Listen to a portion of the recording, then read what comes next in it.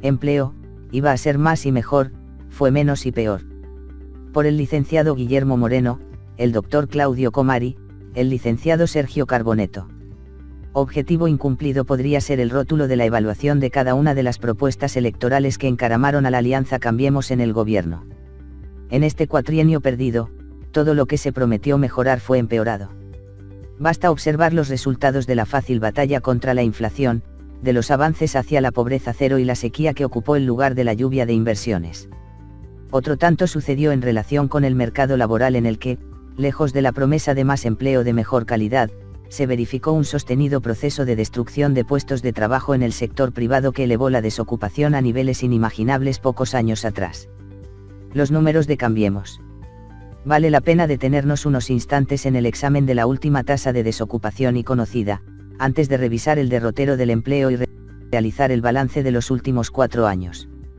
Unas semanas atrás, el organismo oficial de estadística anunció que el desempleo, en los 31 aglomerados urbanos en los que se mensura, había alcanzado el 9,7% de la población económicamente activa PEA durante el tercer trimestre del año pasado. Un dato sorprendente, ya que expresa una baja de casi un punto porcentual, pp, respecto del trimestre anterior, que habría sucedido en medio de la aceleración de la supercrisis.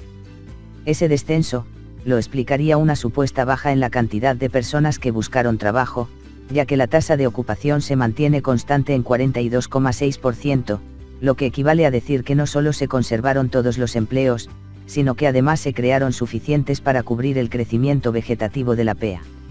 Ambos fenómenos son contrarios a lo esperable frente a la caída de la actividad económica, la devaluación de principios de agosto y el consiguiente deterioro del poder adquisitivo de los ingresos. En nuestra nota hay más empleos. BAE, 14 de octubre de 2019, pusimos en evidencia que en la encuesta permanente de hogares, EPH, del INDEC, desde principios de 2018 a la fecha, se observa un persistente incremento de las personas ocupadas, que contradice la tendencia exhibida por las demás fuentes oficiales y que ese dato también colisiona con la histórica correlación existente con los restantes indicadores económicos, niveles de actividad, sectoriales y agregados, el uso de la capacidad instalada o la recaudación tributaria y de la seguridad social, entre otros. La prueba más incontrovertible sobre los errores de medición se obtenía de la comparación de las dinámicas del empleo asalariado registrado expresadas por el INDEC frente a las que muestran los organismos que llevan los registros. La AFIP, en su Boletín Anual de la Seguridad Social y el ex-Ministerio de Producción y Trabajo, en su Reporte de Trabajo Registrado. Es que, en las series de datos de estos últimos, la tendencia es marcadamente decreciente desde fin de 2017, mientras que en la EPH se capta el fenómeno contrario, una suba sostenida de la cantidad de trabajadores formales desde la primera mitad de 2018. Si se comparan los datos del tercer trimestre de 2019 contra el cuarto trimestre de 2018, habría unos 14.000 asalariados formales más, según la estadística de INDEC. Pero si se realiza el mismo ejercicio para las series basadas en registros administrativos, encontraríamos que según el ex-Ministerio de Producción y Trabajo, unos 106.000 trabajadores de esa característica dejaron de serlo, cantidad que se extiende hasta los 351.000 cuando la referencia son los datos de AFIP. El descenso de la desocupación es, una vez más, un espejismo cuantificado que, pese a la apariencia científica de su forma, no logra superar un mínimo contraste de hipótesis. 4 años de casi nada. Ya hemos señalado, por no crear trabajo, despedidos, BAE, 11 de noviembre de 2019, que el gobierno de Cambiemos, lejos de actuar en consonancia con su propio y errado diagnóstico, el único tipo de empleo que alentó en modo sistemático fue el que dependía del Estado, ya sea mediante vías directas o indirectas. Las estadísticas basadas en registros administrativos indican que, entre noviembre de 2015 y octubre de 2019, se sumaron más de 103.000 asalariados públicos y casi 1.000 independientes monotributo social, categoría que da cuenta de las personas incluidas en programas estatales, pero también que, además por el camino de los estímulos fiscales, se adicionaron más de 171.000 independientes monotributo. Esta evolución es consistente con el desmanejo de las cuentas públicas, caracterizada por un déficit fiscal total siempre creciente. En el mismo lapso examinado, de casi 4 años, en el ámbito privado perdieron su trabajo 233.000 asalariados privados registrados, y casi 12.000 independientes autónomos, unas 245.000 personas en total. Advertimos con anterioridad que este comportamiento es el reflejo del proceso de ajuste al que fue sometido el conjunto de las empresas. En el gráfico puede observarse la contraposición de las dinámicas entre el segmento estatal y el resto de la economía.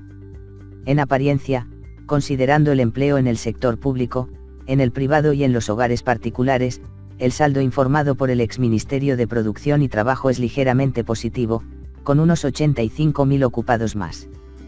Pero la realidad es que el incremento de monotributistas inscriptos solo refleja una mejora en la registración y no la creación de nuevos puestos de trabajo.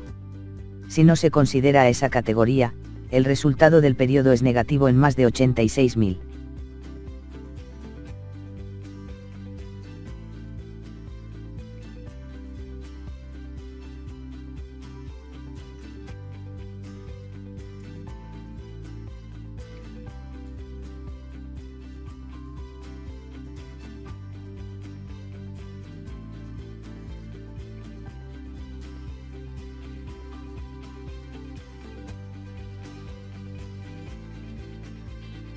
Es 15, pero no la niña bonita.